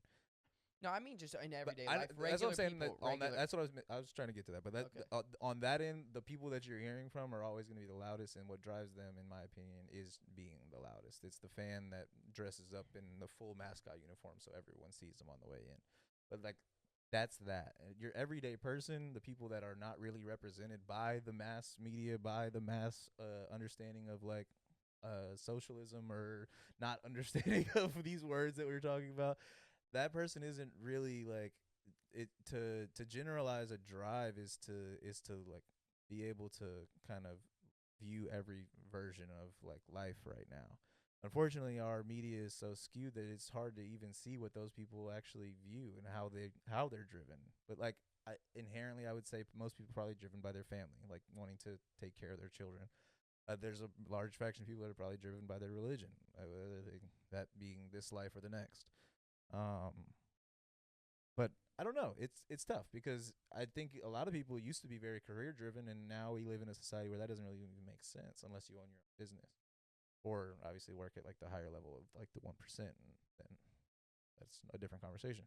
But the problem is that like we don't have like a clear drive anymore. I mean, there used to be a more consistent conversation of drive, whether it was scarcity or whether it was I mean, religion's been a big one for a long time, but now it's just, it could be anything. I mean, you could be driven to go to fucking Taylor Swift concerts for the rest of your life if that's what you want to do. The problem is that what is that drive? Fucking nothing. It's just your fandom. Yeah, you know what I mean? I guess what you're saying. Yeah, some people don't even think about it. Really, some people are just going through life without even thinking about the drive. Isn't a conversation, and it's hard because it really does kind of boil down, in my opinion, to the simple, almost meme at this point. You see where it's like, this is what it's all about. You know, we've talked about it before, where you just looking like this. You know, having to boil it down to just what is it all about. You know, and it is a lot of the times, in my opinion, you know, everyone's going to say something different because some people want status, some people want fame, some people want money. But it is those moments, you know, for me, right, where you come home. Yeah, I have a girlfriend, so you know, cooking dinner, or you know, outside in the backyard with the dogs, you know, while they're playing, sipping a cup of tea, or you know, allegedly hitting a bowl of a substance, you know, whatever that may be, allegedly tobacco. Or you know, just hanging out with your friends, you know, going to a show and just kind of soaking all in and understanding, you know, we really are all just here to experience this thing called life. And there are people who have made it harder and for some reason who just want control and power and make it difficult. But what's also crazy is that it, like, we live in a structure that was created. Mm-hmm. It came out like it wasn't just how it always was. No. Things have changed. Things will always change, and things can always change. We literally live in a world where anything that we put our mind to, for the most part, we can create something from that. Right. If it's really hard because people, you know, when using what we were talking about a second ago, capitalism, you know, think about it and think, this is just how it is. How are we gonna? What's your idea? I don't know. Why don't we come together and come up with an idea and try to go back to the drawing board? No one wants to do that though. Well, that's the in that specific conversation, it's very tough because the drawing board is so long ago, and these institutions that have so much power over not just like your media but also your information and your access to information and all these things are very conglomerated to the point of understanding that they're not trying to have an intelligent population. The system is working against you unless you play the game. And if you play the game, then it forces you to do what we're talking about and stop caring about other people. I think part of the problem too is everyone is so scared of change. Yeah. And everyone But what's that built in? hates change. But things will always continue to change. True. Nothing is gonna stay the same. It's trying to control the chaos of the future because you have these like it's like building a house on a beach, right? It's like, what is the perfect foundation for building a house that could possibly have a tsunami? There isn't one. So you're always trying to figure out how you can protect this house, even though you know you might not have the fucking protections. Yeah. For that tsunami, and then we saw that with COVID. Our society fell a fucking part for at least 2, 3, 4 years. And it really is that. I was thinking about that today when I was driving.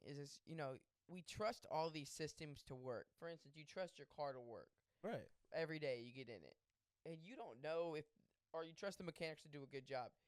Any given moment, you could drive that car and something fucks up in it. And it could be a disaster for all you know. Yeah. Planes. Yeah. Yeah. Planes, trains, and automobiles. Right? You just trust that they're going to do their job.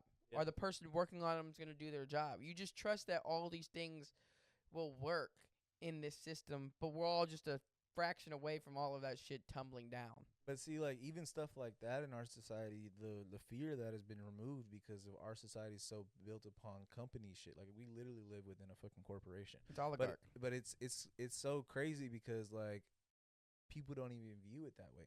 It used to be like fucking anything can happen. Wear your Sunday's best on an airplane. This could be what you die in type shit. Now it's like, plane goes down, I'm going to sue the company.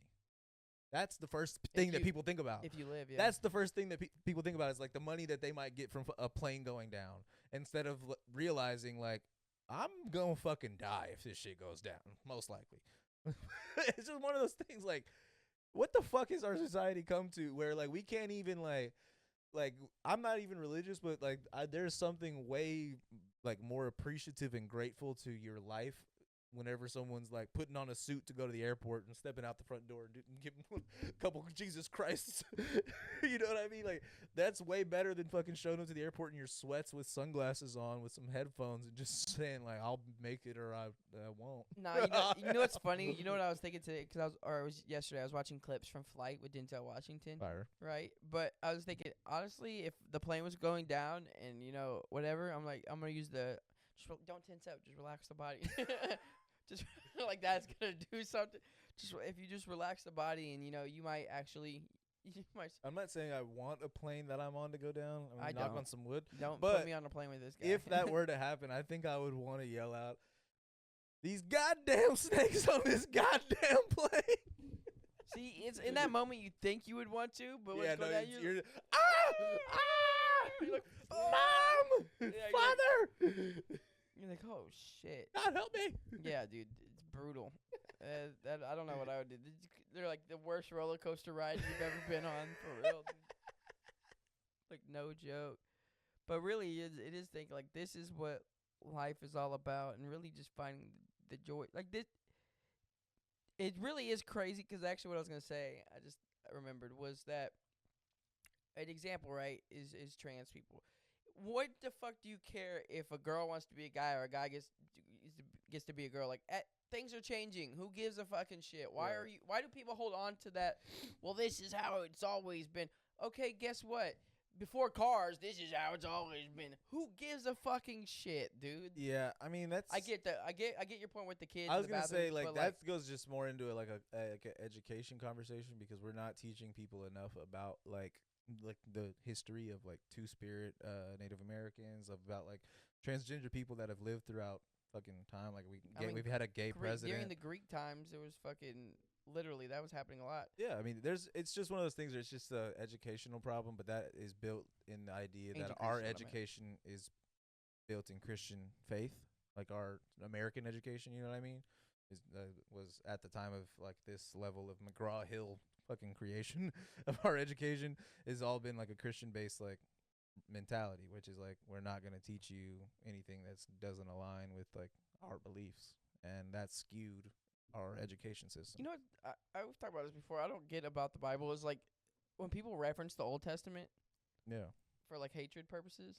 And then I'm don't like, that's agree with literally- any other of the other I'm like Old the whole Testament new, shit. the whole new, no, just in general, the whole New Testament is basically that was the old me. This is the new me. Is God? Kinda, you know, yeah. I'm not wrathful God anymore. But people, like, my point on that I is that sacrificed people, my son. my point on that is people pull from both, like they agree with both. Yeah, it's like that's not, And it's like wait. the Old Testament. If you're looking at it in a history sense, is the Old Testament was a wrathful God, was and then over time he's like, okay, I start to I fucked y'all up a little bit. yeah, he's like I'll let I was y'all build learning it back too. up. I was learning too. My bad. This was new to me. I sacrificed my son. That was what I did. Now now we're a little bit more love going. We're about sharing the peace and coming together, and that's the New Testament was more of those kind of lessons. There were still some tough parts in there, but it wasn't let's stone these motherfuckers and flood these bitches out. Yeah, that storyline never really like it always seemed like a very human storyline where it's like God was wrathful and then he learned his ways and then was not so wrathful. And it's just one of those things where it's like, fuck are you talking about? But even then, we're supposed to believe at the beginning that this was an all-powerful being that created everything in 6 days and rested on the seventh day, and we're supposed to believe all of these different versions of that being involved in the lives of some of his quote-unquote sons and daughters. And I guess you could look at like the up until I guess like the conversation of Jesus, it's just one of those things where it's like I'm a wrathful God, and my way of showing you guys that I have forgiveness or that I've changed is I'm gonna kill my son.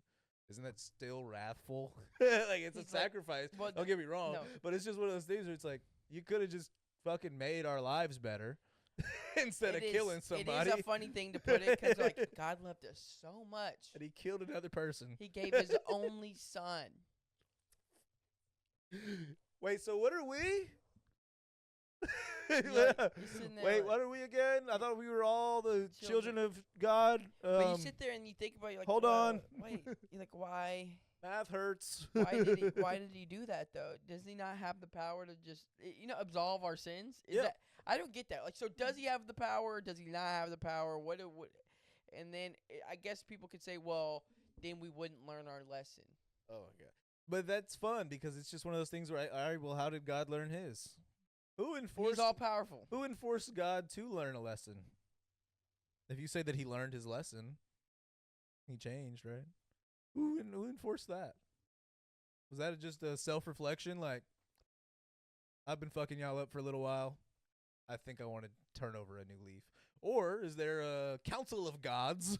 It was like, God, you've been a little wrathful. We need you to pump the brakes. Sacrifice your son. There is no talks about that either. Is at what point, what gave him the thought process to sacrifice his son? At what point was that a discussion and decided There's upon? a lot of like intention in things that are in the Bible where I'm like, but like why? And it's something that I saw but was like you can't a meme. ask that though. Yeah, you can't. There's no one to ask it to. Everyone's like, that's where faith comes in. Fuck you. How about that? But that's been my point on a lot of different things. I saw it as a meme, where it's like someone originally said it was like, I bring this question to a certain question to authority that most of my like teachers and parents didn't like when I was growing up, and someone tweeted that and was like, I bring this certain like, I'm willing to do it your way as long as you tell me why. That every authority figure I've ever had has hated with a fucking passion. And I felt that because literally that's how I feel. If you just tell me why that's your way, why you believe this, why this makes sense to you, a lot of times I'll probably just go with it, and it would help me understand like why you're so like involved in that being true. But most people fucking hate that. Most people is like, just do it. or just that's just how I am, or that's just how it is, or that's just how I feel. It's just all right. Well, I was just asking a qualifying question to try to understand this a little bit better, and you got pissed off for some reason just now. My bad. I don't know if I'm wrong here. All I was trying to do is understand what you're fucking saying. Well, I will say I do get it in the sense that if I was like, hey, can you do this for me? And someone said, why? It's like, not why though. It's like how though. Like the how you're doing it. Not the not the will you do this for me. It's the hey, I need this done this way specifically. If I'm like, why that way? Oh my God, do I have to? Can you just do it that way? It's like, I don't know what fucking level I just triggered. I was just wondering why it should be done specifically that way versus the way that I think it could be done. Or, inversely to the religious conversation, why this text specifically means this versus what I'm interpreting it to mean, basically. Yeah, like a pig turning into a human, basically. Yeah, you're saying like, what's the difference between your interpretation and my interpretation? And if you're not willing to share the interpretation, then why are you getting mad at me? That's kind of what I'm trying to say. Yeah, I was actually having this conversation where I think it's funny. There's so many, essentially the equivalent of a subgenre of Christianity. Yeah, yeah. There's so many, and then denominations is the word, right? Yeah, it's denominations. But even within that, there's like further down. There's different types of those, and then even within that, the person can just go to a church and then decide, I don't like that they teach this. Yeah. And then basically you're just basically reinforcing however you think through, and then saying, well, this is the word that they're speaking. No, you went around to different churches. Yep. And then found whichever one you felt like resonated with what you thought the most. And you know what's so funny is that people don't look at that as playing God. Oh, like in the sense of just kind of being. If you thought God had a plan for you, whenever you walked into that first church, whatever you were not agreeing with was supposed to be in your life. Oh, you didn't want to have that conversation, so you went to go fucking to every single church until you agreed with it, what they said. Like, there's is that not playing God? There's people that I've heard of stories. People have gone to church for years, and then one day the priest or pastor, whatever you want to call it, says, "We should love all people. We should love gay people." And I'm leaving. People do that. Yeah. It's been crazy. going there for years. Yeah. Said we should love gay people. Nope. Going we shouldn't. You're wrong. I mean, That's fucking your happens pastor. all the fucking time. What about God? That's God speaking. Your belief is God speaking through this person. Yeah. Is that it? Are you or are you not? But then again, once again, it goes back to God speaking through all these people. So are all these people right, or are they all wrong? Where do we draw the line? And that's where a lot of my interpretation of, like, not religion as a whole, but mostly how your layman's Christian practices their religion as very not just performative, but also simply just going through the motions. Because in a lot of ways, this is like stuff that they, if you asked them, would be like, no, I don't support that. It's like, well, you supported it whenever you went to fucking church last Sunday. Yeah. It's like, I'm just saying, this is the house of the God that you said that you support, and that God hates gay people. Do you hate gay people? No, I don't hate gay people. It's like, all right, let's go back to what we said in the first sentence. This is the God's house that you support. Again, in the Old Testament, it said gay people should be stoned, apparently, in some versions. Yeah. And there's, again, why is there different versions? I don't understand that part. That's just the human conversation I'm having, is where it's like, a lot of this stuff is inherently human stories. Like, just stuff that, like, some guy put on a fucking page. Oh, no, this person, God went through them to edit the Bible. Yeah, I'm sure that's what the person in power of all these people did. God told them to change the Bible. I'm sure God was just like tapping into people, like not just the authors of the different books, but also the fucking editor and then the publisher. It's just like, God is in everyone. He's making sure all of these people. It's just like that's the other side of that coin, where it's like, if God is within us all, then like isn't God also in the people that you hate? Yeah. Not just like on like a personal level, but like on a global level. Like, you hate this person because they believe in either like Muslim beliefs or like Jewish beliefs, and you hate that person because they don't believe in what you believe. But ain't God in them too? Like, what are we doing here? Like, there's just so many holes in this fucking story. It really is. I guess this. But is you're go- supposed to fill those holes with quote unquote faith. Yeah. And that's my problem. This is gonna sound crazy, and I know I'll probably lose people here, but this is my kind of thought process. Gathered, which I'm gonna get into the quantum discussion that we were gonna have with this being said, is that I firmly believe that in a sense, like there's an evolution to it, right? The universe in itself is a system, right? The universe has its own process of how things function, right? And in itself, it was before there were us, right? Right. It created these things in order to perceive itself. There's evolution to everything, Right. in my opinion, Okay. right? So it's So like one of us is gonna turn into Charizard soon, is what you're trying to yes, say. we're gonna evolve into final. We haven't even reached our final. This isn't even my like final. the form. pigs evolutionized into The humans, bro. Yes, exactly. We were pigs before. We did this. That's why people don't eat pork. Well, that's not why everyone Because doesn't we're eat pork. scared. Yeah, right. No, it's because it's humans. Yeah. Because it's cannibalism. That's the real Krabby Patty secret formula. It's cannibalism. Yeah, but all right. Well, as I was saying, was so I know some people believe this too. People say it all the time. We're the universe experiencing itself, right? Right. Yeah. So essentially, because like the quantum realm, if you were to look at it, how they would explain it, right? There's what I like to call the source, right? What are the the liminal space, right? Mhm. Which is the liminal space would be before we exist. Right. Some would view it as nothing, but it is something, It's Yeah. the space where all the information exists. Right. Which is, when people think of meditation or presence or anything like that, or, when an idea comes to somebody out of nowhere, the information is there, right? And as we've talked before, there's no past or present. It all exists because time is something that we invented, right? Right. It's something so that we can essentially perceive life in a more structured way, so that way we know how to go about. Because before clocks and shit, people just sun up, sun down. People did have I think what was it, like sundials and shit. Well, it's just a back in the day. a measure of our reality, basically. Yes, it's not exactly. really much more than that. We've made it more complex over time, basically, but it's not nothing more than just a measure of the reality that we're. Yeah, because people used to use the seasons, Right. so on and so forth. But in terms of like the greater scheme of things, that doesn't exist. Right. It doesn't. It's So- a construct. Exactly. So in this liminal space, in this space of information, past, present, none of that exists. It's all just sitting there. Which in Potential energy. what? Potential energy. Yeah, and in quantum theory, it's the idea which we were talking about earlier too, is Schrodinger's cat. Right. Right. So, but Schrodinger's cat's more simplified before quantum theory has gotten as extensive as it has now, right? Yeah, it's the kind of allegory to the quantum conversation. It both basically, exists yeah. and doesn't exist until it's perceived. Yes. Right. Exactly. So all of this information exists until we perceive it to exist, and until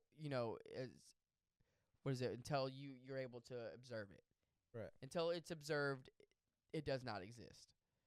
Right. So ultimately, we all exist by observation from each other, right? Like this reality, it kind of goes back to what we were saying too about like the system itself is so fragile.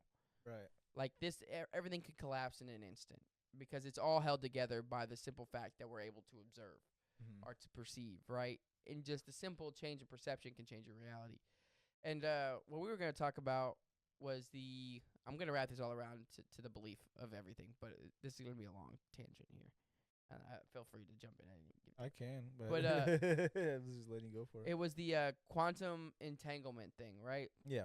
Where the future affects the past, right? I'm sure a lot of people saw that on social media, which is vague and kind of not necessarily correct in the sense that it is, but it's, it says it to a point where people think actually like you can, affect your past self, which is true to an extent, but not entirely.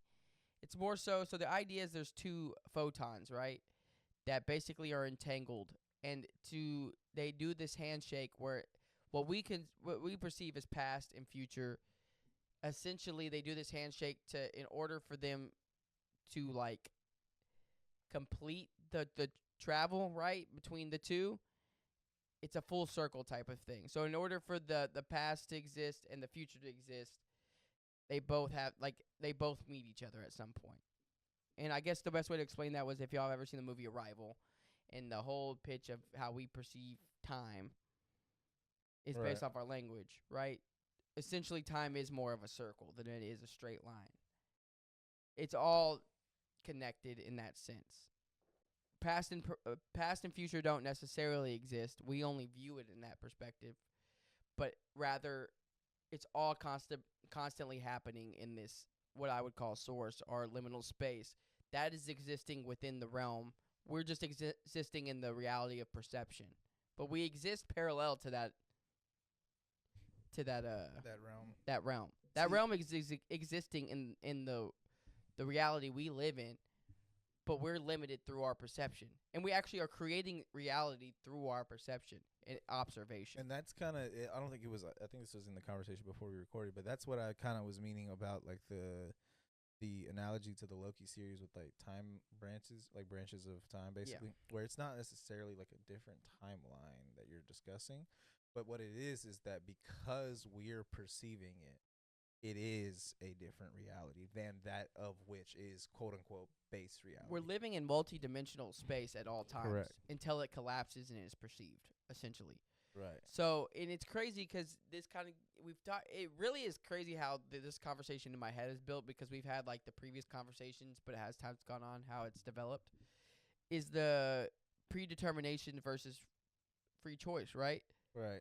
So if all of us, right, have this multiverse of realities that we live in, right, until it's perceived, everything is collapsing at one time, which in a sense kind of makes life itself a miracle. Like this reality that we live in the path that you have chosen to live in, is kind of incredible in the sense that we're simultaneously collapsing the universe that we live in, right? Because you have multiple universes, and this is gonna sound absolute nonsense to anyone who's listening to it right now. But if you look into it, look into quantum entanglement, just look up into quantum theory in general. If the further you dive into this stuff, you'll see a lot of what I'm talking about here. Now I'm talking about it on a very general scale for the most part.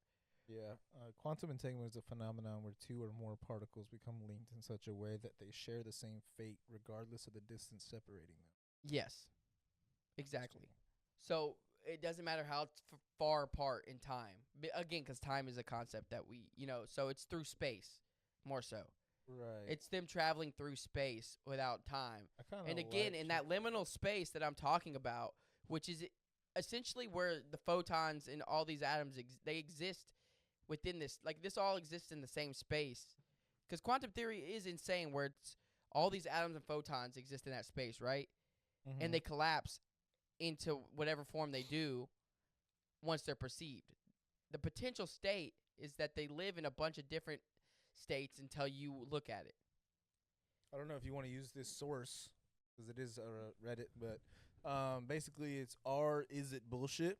And someone like basically posted in there about the discovery that came out, I think it was last week, and was discussing 2023 was the original one. Well, I'm saying the newer thing. This was 2 days ago. Oh, the quantum entanglement. Yes. Yeah. Or are you talking about the or teleportation? Basically the time folding shit. Yeah, but okay. basically in the post they say groundbreaking quantum research has been revealed a mind-bending truth. Time might not flow in a straight line from past to future. Instead, it could fold onto itself, creating loops where the past, present, and future constantly interact. This challenges everything we know about cause and effect and suggests that your present actions might already be subtly reshaping your past. Now, Redditor this is why I don't know if you want to use the source. This Redditor's name is John Cena's Left Testy. Nice. All right, let's hear what they had to say. Kind of fire. Yeah, okay, that's crazy. He said it's not really groundbreaking news. Quantum entanglement is how quantum computers actually work. It's pretty well studied. Beyond that, it's not quantum physics. It's just regular physics. Time and space and gravity all interact. Manipulating one manipulates the others. This is why the theory of relativity was so groundbreaking. It explained that relationship. So the things the article talks about are kind of correct in a very simple sense, but it's certainly not world-changing info that we've known because we've known about it for decades. Basically, on a subparticle level, known physics gets really weird. That means we needed to develop new laws for macro and micro level interactions. part of that weirdness is a disregard of what we understand time and space to be. Things interact in incredibly random but seemingly intersecting ways, and that leads to the concept of interdimensional theory as to explain the pathways they interact upon. Quote unquote time dilation is possible because these particles interact in an interesting way with our own known speed of light. In quotations he puts, they, or not quotations, in parentheses he put, they can't break it because that breaks reality, but we don't know what else the solution could be. It's a mild paradox. And then it says, which because of Einstein must mean they dilate time and space in some manner. It is Kind of an interesting concept. I need to look into it further because that's another idea that has. Yeah, no, I agree. A lot of it's not as groundbreaking, which is crazy because I had been talking. It's not just not groundbreaking. It's not also like basically it's just rewording the theory of relativity, just putting it on like a different scale, the micro scale. Which quantum physics essentially is just because the theory of relativity scale, right? was basically the macro scale.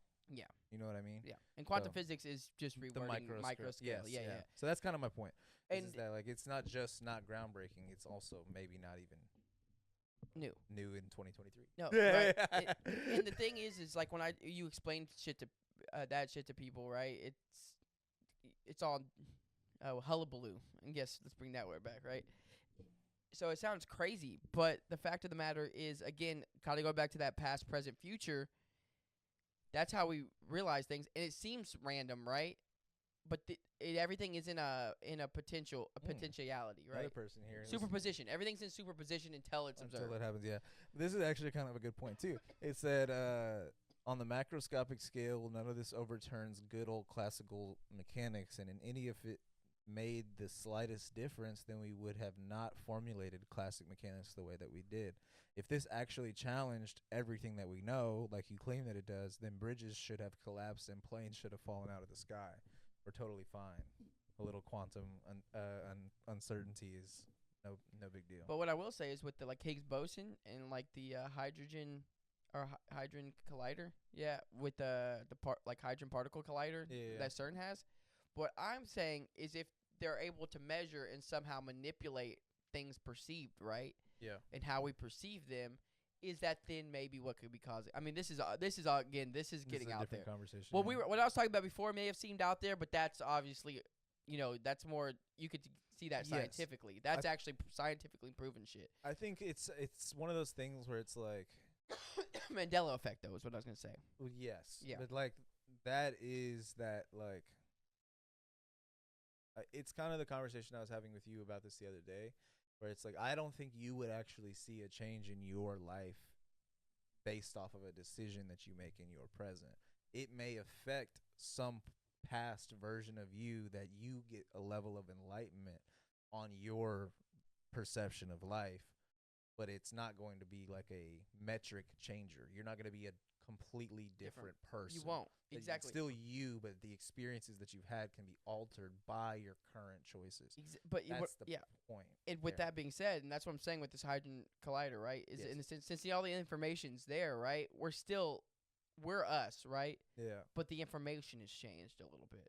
Right. So it's like maybe that's why you're still able to perceive things as they were. Right. Because you were perceiving that reality as it was. Right. But in the totality, because that's happening within all of us, the consensus is then changed. Well, it's not. I think this goes back to the conversation because the of general a domino. information is then changed. I think this happens to go back to the conversation of a domino falling and destroying a system. You would hope that all of us are in that system. Actually, that goes back to Evan had brought up the idea of like if there's any like NPCs at all in this given system, right? Yeah. Like we're not all players. Yeah, and it also that changes the entire structure of and it also changes the ability for you to create that level of I almost wanted to say groupthink. It's not a groupthink, but like looking out for each other, basically. Like if you're to want to teach that at a young age, it's like it only takes one domino to destroy that like fabric of that creation. Then that domino doesn't even need to have the choice to do it. It could already be quote unquote NPC to cause chaos. Yeah. In those structures. That's true. And I feel like that exists already. Like, we have certain structures where people just don't fit within. It's like, well, this is still a fucking person. Yeah. like this if you believe that God has a plan for everyone, it's like, well, we have a bunch of people that God's not looking out for right now. And you're supposed to just believe that all of these people are not God's children? Or what conversation do you have with yourself, Christian, like, person that makes yourself feel better about all this shit? Because it doesn't align with what you're reading on the page. It doesn't align with what you believed in when you hear it on Sunday service. Yeah. Like, because the people at Sunday service aren't those people on the fucking corner that needs your fucking help. Yeah. there are people doing the work, though. No, a lot of people doing the work. And there's a lot of, like, organizations that are built upon doing the work. It's just the conversation of, if everyone that believed the thing that they go and say that they believe on Sunday, then none of these things would even fucking exist. It's just a fake. That's why I said it's performative. That's why I said it's to be able to say, I was at church, therefore I'm supposed to get in heaven. Yeah. But you didn't do any of the shit that was in the book. Agreed. And but to wrap it up back around to the quantum shit, though, I guess to give it to generalize it and to, like, summarize it up, is that ultimately every decision you make is constantly affecting every given moment, right? Whenever you believe in something to your core and to your fabric of being, subconsciously it is affecting your past, in the sense that you are going to basically be on that path, whether you realize it or not. Like, you won't, like, right now, if you're consciously making this decision that you're like, this is my path and this is what I'm going to do. Ooh, I like that. From a young age, you're going to meet the people and make the decisions, whether or not it is that God has, and that's kind of wrapping back around to what I was saying originally. That's that God has a plan, is because the way the universe speaks and the universe works and that shit all kind of fundamentally works out, you will be on that path. Yeah, no matter what. No matter what. Yeah. Because it all is existing within the same plane. Mm-hmm. And the thing is that once you're, like, set and you're already on that path, you're leading your past self down that path, but you're also working towards that path. Yeah. Because it's all happening simultaneously. Right. You're going to run into those, again, you're like, God has a plan. It's like, well, how does all this shit happen? It's because you made the decision at some point in your life that this is what is going to happen. Right. And this is where I'll be. And that ripples, sounds cheesy. It ripples across time and space, though. It does. It makes those ripples, and it creates that handshake, that quantum entanglement to your past self and to your future self. So that constantly you're on this path and you're destined for that point in time. Go ahead. This shit just kind of, like, made me think about a different level of quantum shit. But, like, so somebody brought up what you were talking about, it's like basically Mandela effect. And the person commented on that and was like, ooh, I like that. But I was thinking about it in terms of, like, this explains ghosts. And it's like, yo, hold on. Wait, what? How? So I need this. Just let me, like, kind of cook here.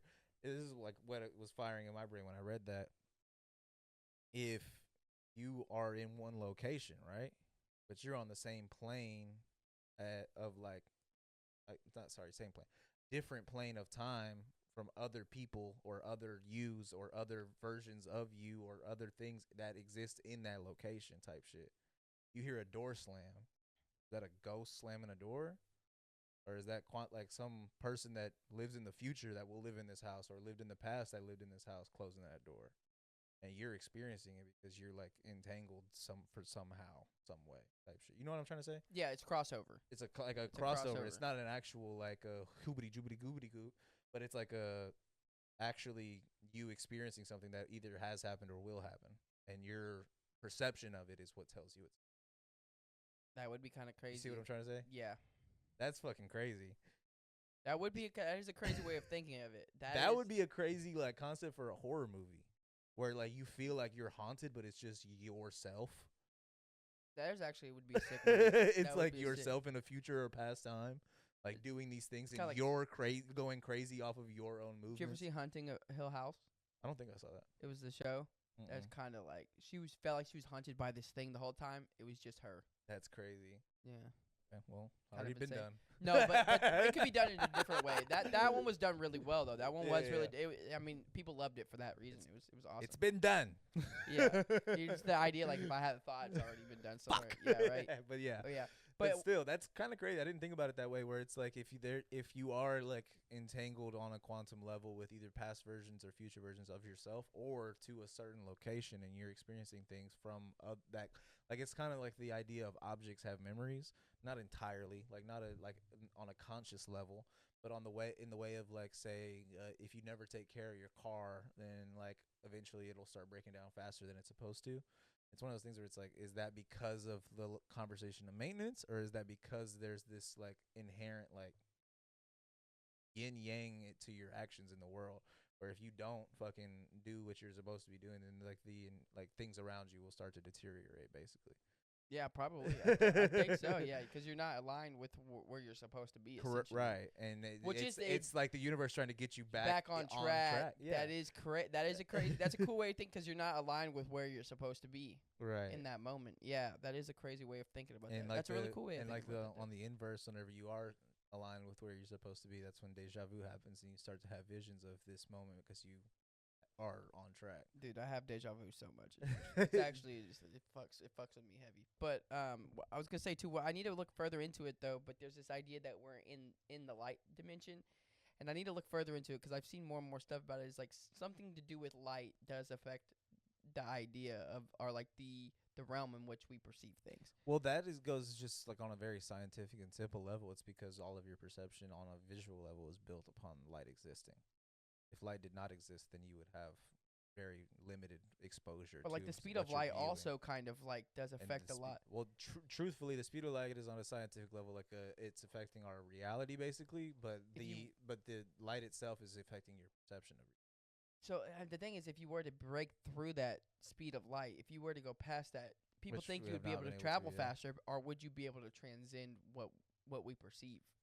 Yes, because theoretically, it's like, because what if the speed of light references not just the idea of like how fast light moves, but rather the realm in which we live within? It does, but that's like the simplistic problem, because all of us are like, speed of light is just like flip a flicker on. But it's like that's not as simple as what we're talking about. But like when physicists are talking about on a vast level, you're talking about how long in time it takes a star that's burning 93 million miles away to travel 93 million miles or billion miles, I forgot whatever it is, and be as prominent and bright as it is to warm a fucking planet. Like that is like, it is the fabric of our reality. It is the fabric of life on Earth is the sun, and that's why a lot of religious cultures worshipped it. But the problem is that we don't have that scientific culture of saying like, right, but like, how does that apply to my life? It's like, well, it applies very clearly to your life, because people wouldn't have thought about electricity or how to harness it if they didn't have a visual representation of what they're trying to replicate. You know what I mean? Yeah. Like a light bulb only exists because they were trying to be like, well, we should have sunlight all the time. I guess the thought that what I saw too, because I didn't dive as deep as I wanted to into it. Was just I'm not saying that's aligned with what they're talking about. I was just saying that's a very simple point. Exactly. Like it's very clear that exists. And it's like if we live within the dimension of which light exists, what's beyond that? Well, yeah, because then that's beyond our perception. Correct. Yes, I mean like light is what allows us to have like a visual like aid. Sound is what allows us to have a what's beyond those barriers, a hearing aid. Because if you're able to travel, I think also it's like you're able to travel faster than light, right? You're piercing through certain barriers at that point. True, but it's like just like light, because it's like sound barrier. It's just right? a very theoretical level, because how would you apply that? Like there's the lack of application on a human level. Of what? If you go faster than the speed of light, your body will disintegrate. You have to be in a hull to preserve you, and then like how do you and that's like the other application side of that is, how do you have this vast speed on the outside of a hull without affecting the inner like workings of it? How is everything not moving at the speed of light? That's also only the outside. And even if, first of all, you'd also just have to break the thing of being able to get something to go that fast. Yes, that's clearly like that's the first that's step. clearly the first step. The safety part is probably second step. But the point is that like it's just one of those things where it's a conversation of like, if that's true, so what? Because, like, what can we do with that information? Yeah. Like, if there is something past the light dimension and we know that we would disintegrate in trying to reach that thing, then knowing what that thing is like knowing what God is. We know that something created this because it can't all just be fucking random nothingness, right? But also, I don't fucking know what it is. Like, it's just, if I'm never going to be able to figure that out until I crap out and fucking high five him at the Golden Gates or not, then the point is that, like, what's the point in knowing if you would never be able to know? Like, why even figure it out if it's not why even figure it out? Do the work, do all your work. Some what I'm saying is, are, like, using that as like a baseline of like a destination versus like I guess like a goal. My point is you should be trying to get closer to God, not be trying to figure out what God is or who God is or how to speak with him. Yeah. But, like, you should have this like understanding that you are a spiritual being living on a multidimensional level that is interconnected to the other beings on this level. So why not try to have this spiritual connection with them versus just a physical connection with them? And that's proven. That is proven. That is proven. That's proven. That you can look that up scientifically. That's not mumbo jumbo, motherfuckers who think we just spit random bullshit. It sounds like it because you don't know. Look it up. That's the point. Is that, like, it's so simple that it hurts. It's so, like, there's a saying where it's like, life is simple, we make it complicated, and that's very fucking true. And you could use that for love, you could use that for life, you could use that for happiness, you could use that for joy, you could use that for drive, you could use that for literally anything that people use as like a metric for enjoyment of any kind. It is all based off of perception and willingness to change your scenery. We should open up with that every episode, I think. What? Life is simple, don't make it complicated. That's fine. We can. I think we should open. I think that's just a good, like, welcome. This is fine and dandy. Life is simple, don't make it complicated. Welcome back to another week. Yeah, that's exactly. Welcome. As we say, just like as we say every week, life is simple, we make it complicated. Let's fucking ride this fucking roller coaster. We'll wrap it up there. Thank you guys for tuning in. As he just said, life is simple. Don't make it complicated. Show some love. Be kind. Fucking tell your friends about us. Watch our shit. Share our shit. We're doing our best to get better every week, and we try to deliver for you guys. So if you want to be negative, I mean, by all means, go for it. But I mean, why not actually? Honestly, I encourage it. Thank you guys. Appreciate you for watching and caring enough to say something. Share some love. Caring nice enough to make a fake account and fucking comment on that instead crazy, of being yourself. But you know whoever what made it that is. fake account knows us, and that's you know what it is. That's what's funny about it. It's someone who's got to be close to us too. Yeah. It's not. It's someone who has probably been our friend at some point and couldn't stand on that shit, which is hilarious. Yeah, it is hilarious, but. Nonetheless, love y'all though. Love y'all. Y'all be we'll good. Be back next week with Evan, hopefully. Yeah. Later.